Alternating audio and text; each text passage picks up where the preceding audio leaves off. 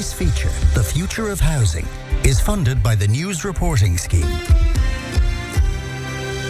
And the Future of Housing delivers sustained, in-depth reporting on housing in County Clare to provide clarity, context and accountability. Each week we examine a different aspect of the crisis, from supply and pricing trends to planning permission barriers, social housing allocations, mortgage access and the role of sustainable rural building, answering the key questions. This week, the Quin retiree Eugene Philips and Ogonnelloe-based architect Garry Miley focus on retirement, housing, downsizing and accessibility. Eugene, from your own experience living in a rural area, can you outline for us what you see as the biggest challenges that older people face when it comes to housing today?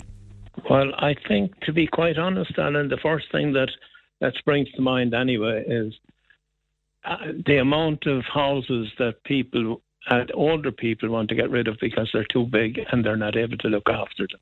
But the problem is they don't have anywhere to go. So downsizing, basically. Yeah, really, that seems to be the biggest problem. I was at a meeting there last week and I brought it up during the meeting about that now. And that seems to be the biggest problem. A lot of people want to downsize, but that's just one thing. Other things would be like in a lot of the villages, there isn't parking space for cars and things like that, because you'll find that in the villages, a lot of people live out on the outskirts of the village and they have to come in, so they don't have the places to park their cars. So, it's a problem. But again, as I said, I would find that the housing is really downsizing is the way to go. Okay, so just before I bring Garry in, there's kind of two key issues there really, isn't there, Eugene? The downsizing aspect, if you've been living in a family home, 3-4 bedroom or whatever, maybe it's just yourself, your other half, or maybe you're by yourself and you just want a 1-2 bedroom house. It's finding an appropriate house to downsize to, but then where that house is located, particularly for older people, as you say, parking important, has to be near facilities and services like a doctor, your GP or local shops and things like that. That's about it, yeah. And the big problem is in a lot of villages you'll find that, the doctors, normally you'll have to go out to doctors. You won't have the doctor anywhere in the village. But again, as I said, it's something I find really the downsizing to me is the most important thing for older people. That's the general talk. But the problem is, where do you go? Because I would say, these estates now that have been gone up over the last couple of years, the estates, they're all 2-story houses. They'd be way above what older people would require. Yeah. They're trying to get out of these estates and trying to get into, maybe 2-room houses and things like that. I see up the country there where in some places there they have an estate of older people's houses, and in that estate they also then have a kind of a canteen or a restaurant that they can go and eat there if they wish. It's totally up to themselves. Yeah. No, you, as I said, you don't want to make it a nursing home or anything like that, because you still need the freedom of, having your own house and do what you want. Of course, but you don't want to have to traipse miles to be able to avail of all of these things as well. And Garry, from your perspective, what are the biggest? We've heard there from Eugene, and he wouldn't be the only one who's told us about these two key issues for older people in terms of housing and downsizing. What do you see as the biggest challenges in designing suitable housing for older people in rural locations? Oh, I find the whole issue, Alan, to be the whole issue is very, very complex. I mean, on the face of it, people sort of think, it should be straightforward. You just make sure that you have wide, large bathrooms and wide enough stairs. But there can be a huge amount of complexity involved. So sometimes you might be dealing with older people who are in the family home. The family home is too large, but there are very strong emotional attachments to the family home. And so you have to, and it might not be possible for financial reasons or other reasons, to hold on to the family home, but you have to be sensitive to those kinds of things as well, so that if you're making a proposal for a new home for an elderly person or a couple, that somehow you're able to bring something of the character of what they grew up with, or where they raised their kids, or what their garden was like, that you're sensitive to the fact that these are very necessary things. You just can't expect somebody to devote their entire life, or to live their entire life in a house to which they become extremely attached and which may have long sort of family connections, and then somehow expect them to be happy just because you've put them in a place that's well heated. It doesn't really work that way. So there's a lot of soul searching and sensitivity that goes into this kind of thing if you're the architect, and a lot of listening to, what's being said, reading between the lines, if you like, to try to understand, well, what is the client really looking for? What do they want? Sometimes I find, Alan, I've come across this once or twice, that a client might come to you and they might be living in what is, on the face of it, a larger home than they think they need. And they say, I want something much smaller, or I'm looking to buy maybe in town. Sometimes I think it is possible to work with an existing structure, even though it might appear to be a lot larger, like a 3 or 4 bedroom building when 1 or 2 would do. But that you can work with that structure and just make it an awful lot easier for an elderly person or a couple to live in it by making smaller circulation routes, or by making smaller circulation routes so that they don't have to travel so far to get from a kitchen to a bathroom, let's say, or a bedroom to a bathroom, where you can cut the journey time down or the walking distance down a lot. Or by forging connections, say, between living, dining, kitchen areas that weren't there before, that maybe previously in a more traditionally built house, these rooms were considered as separate, but then you figure out a way to make them into one unit so that it's easier to live in, easier to interact with. There's less traveling around in it. And sometimes when you put these sort of proposals on the table and you show it to an older person or a couple, even if it means that certain rooms in the house will be shut down and won't be used again, that you come up with a solution that is workable and still holds on to some of those things that the older person might not want to get rid of, which is association, or, access to a garden, or flowers that I've been growing, ever since I moved here, that kind of thing, which are very, very important things. Yeah, that's clearly a lot to consider there. I wonder, Eugene, is downsizing something you ever considered or did? And if you did or didn't, what kind of factors influenced your decision or thinking? Yeah, well, I'm fairly lucky. Where I live in Quin, and also the type of house I have, that it is a bungalow and it's right in, almost in the village. I'm just fortunate. But in general, like I take it what Garry is saying there. But the thing I would think is that as you get older, you need more friends. You're not working. You see, there's a lot of older people that live on the outskirts of villages. And it's grand while the farmer's gone and they're out working on the farm and this, that, and the other thing.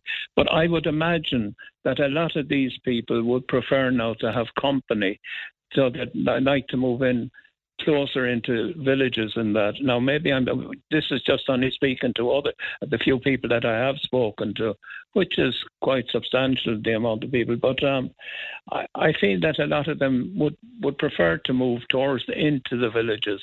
But the problem is that the houses are not there.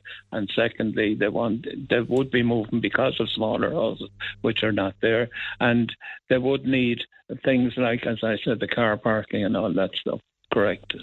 Okay. But if you take, like now, if like in Quin now at the moment, there's another 50, I think it's 50 houses gone up, a second lot of 50 gone up.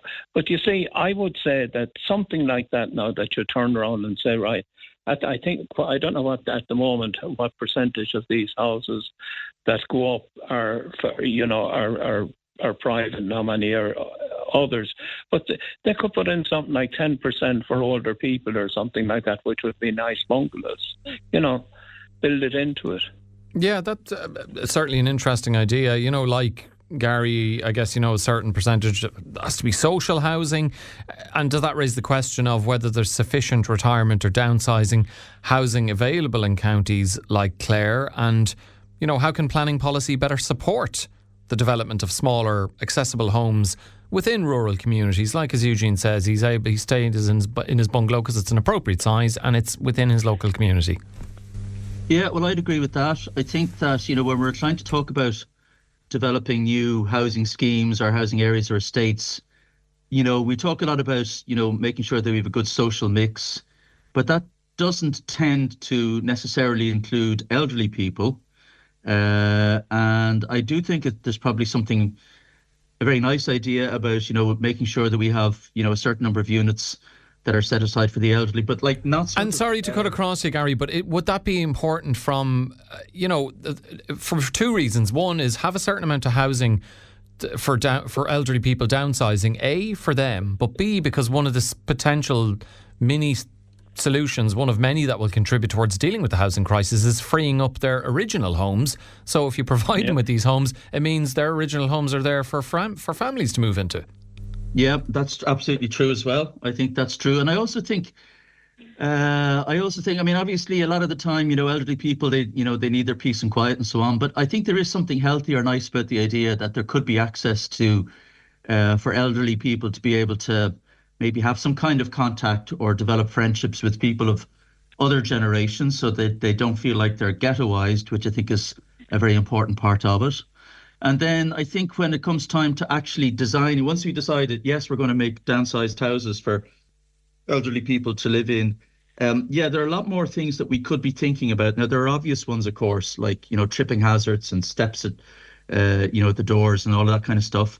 But I do think that things that we could do that people never think about are, I'm sort of almost at the stage myself, to be honest, is like the generous bathrooms, good proper bathrooms that are easy to move around, showers that are easy to step into, big, large storage areas, because when you get to a certain age, you do pick up an awful lot of things that, are important to your life that you don't want to get, you might want to hold on to, you don't want to get rid of. And there has to be a place for those things to go. So that kind of stuff tends to be overlooked. Good quality natural light tends to be overlooked. I find as well maybe creating, traditionally when we make a house, we're inclined to make a dining room, sitting room, kitchen. I think if we're designing a house for elderly people, having more places to sit. It's nice to have a sitting room. We can have the television in there, we can sit around the fire. But I don't think it'd be too hard to maybe think about another type of a space, conservatory type spaces where we get good natural light, access to the garden, those kinds of things that make life in a smaller space feel like it's got a better quality. And I think those kinds of things could be taken into account and tend not to be. Yeah, what do you make of that, Eugene? Are those the kind of initiatives or ideas with homes that you would like to see? Well, I'd say there possibly would be. The ideas are very good for it, but I think the most important thing is the home. That you have to, that you're committed to getting a house, a proper house that suits you.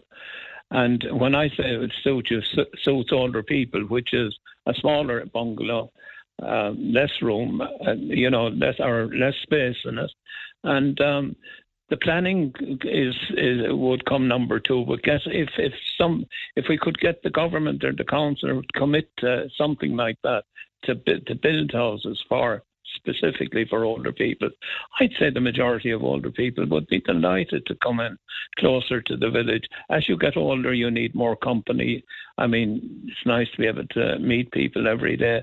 When you're younger, I suppose, especially in villages where a lot of them would have been farming and things like that, they would have been busy themselves all the time. But now as they get older, they're less busy. But you need something to take up that time now.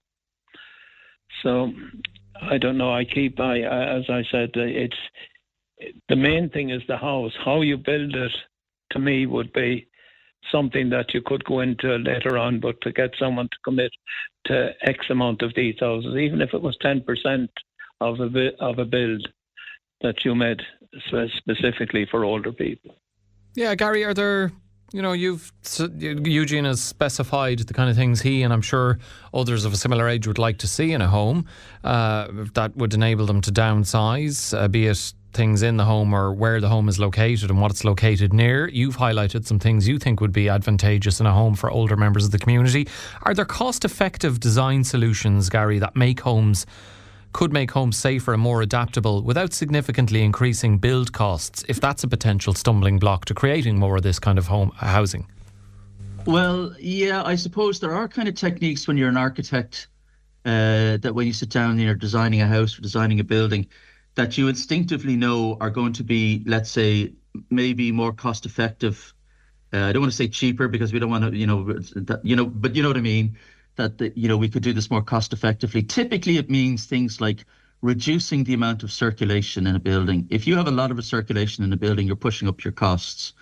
There are also other little tricks that we can do that buildings that tend to be slightly more square as opposed to rectangular, they've got less external wall as a proportion of the overall floor area, which means that they can be easier and cheaper to heat. Locating living rooms or certain types of rooms on the south side so they pick up good solar gain, for most of the year, that takes a lot of pressure off heating spaces. You don't want to have north-facing living rooms, especially when you're talking about elderly people, because they want to feel comfortable all the time. So there are definitely little tricks that we have up our sleeves that we're all aware of that, I think we should be very mindful of when we're designing for the elderly. Yeah, definitely. Okay, any final thoughts, Eugene? Well, as I said, we all seem to be of the opinion anyway that we should have some sort of housing closer to villages. But if you do that, you must also improve the village. Like, you've got to have proper supermarkets and you've got to have petrol pumps, etc. So that people don't happen to be going into Ennis every second day. Yeah. If you're living in Quin or if you're living in any other village, you must have this. You must build up your village with it.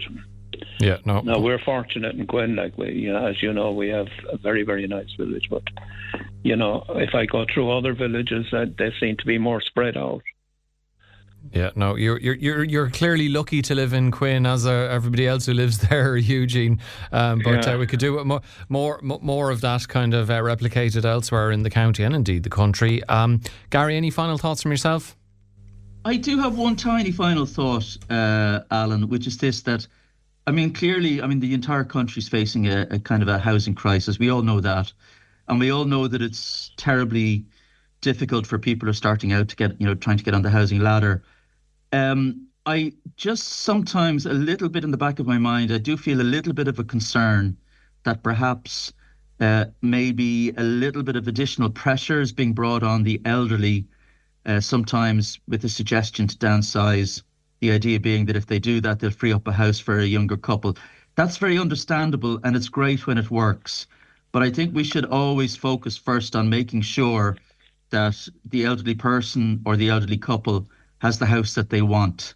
A very important point, that they're not being coerced into a situation they don't want to find themselves in. Okay, really interesting discussion, guys. Thank you so much for joining me. That's the architect and lecturer Garry Miley and the Quin retiree and digital ambassador with Active Retirement Ireland, Eugene Philips. Thank you to both of you for joining me for our latest episode of The Future of Housing. Thank you. Thank you very much, Alan. This feature, The Future of Housing, is funded by the News Reporting Scheme.